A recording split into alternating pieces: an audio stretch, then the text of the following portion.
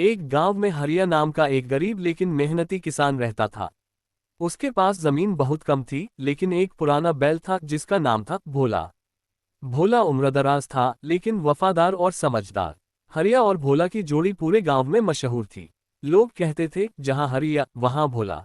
हर सुबह हरिया अपने बैल भोला के साथ खेतों में जाता, हल चलाता, बीज बोता और शाम होते होते थका हारा घर लौट आता। भोला न कभी शिकायत करता, न ही कभी आलस दिखाता। वो हर आदेश को समझता और निभाता जैसे वो इंसान हो। हरिया उसे अपने बेटे जैसा मानता था। एक साल गांव में बहुत सूखा पड़ा। बारिश नाम मात्र को हुई और फसलें बर्बाद हो गईं। किसानों की हालत खराब हो गई। हरिया भी बहुत दुखी था। उसके पास खाने के लिए भी मुश्किल से कुछ बचा था।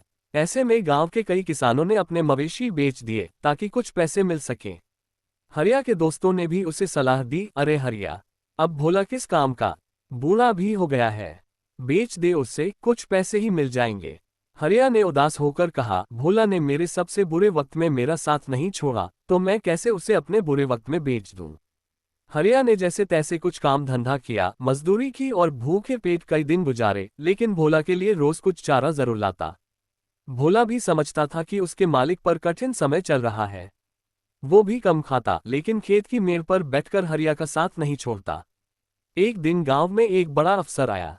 उसने देखा कि हर कोई अपने जानवर बेच चुका है, लेकिन हरिया का बैल अब भी खेत के पास बंधा है।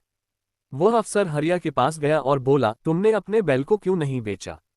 हरिया ने मुस्कुराकर कहा, साहब, ये कोई जानवर नहीं, मेरे परिवार का हिस्सा है। जिसने मेरी हर जरूरत के वक्त साथ दिया, मैं उसे कैसे छोड़ सकता हूँ। अफसर उसकी बातों से बहुत प्रभावित हुआ। उसने कहा, तुम सच में इंसानियत और निष्ठा की मिसाल हो। मैं तुम्हारी मदद करना चाहता हूँ। उसने हरिया को एक सरकारी योजना से जोड़ दिया, जिससे हरिया को बीज, खाद और कुछ पैसे मुफ्त में मिले। अगले साल बारिश अच्छी हुई। हरिया ने मेहनत की और इस बार उसकी फसल बहुत अच्छी हुई। गांव में सबसे अच्छी फसल हरिया की ही थी। वह फिर से खुशहाल हो गया।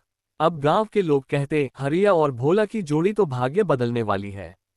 हरिया ने भोला को नहलाया, सजाया और कहा, भोला, तू मेरा साथी ही नहीं, मेरा भाग्य भी है। सीख, ये कहानी हमें सिखाती है कि सच्चा साथ निभाना, निष्ठा और धैर्य ही इंसान को कठिन से कठिन समय से निकाल सकते हैं। जो लोग अपने बुरे वक्त में भी अपने प्रियजनों का साथ नहीं छोड़ते, वही असली इंसान होते हैं।